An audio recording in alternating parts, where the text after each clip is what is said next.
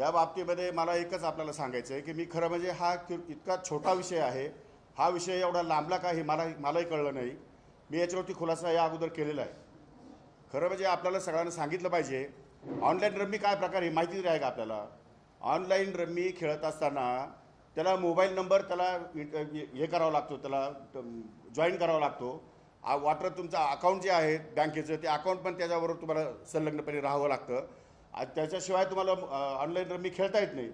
आणि अशा प्रकारचं कुठलंही अकाउंट, कुठलाही मोबाईल नंबर, माझा मोबाईल नंबर 971777 नंबर आहे। माझे अकाउंट बँकेचे अकाउंट मी या ठिकाणी देणार आहे।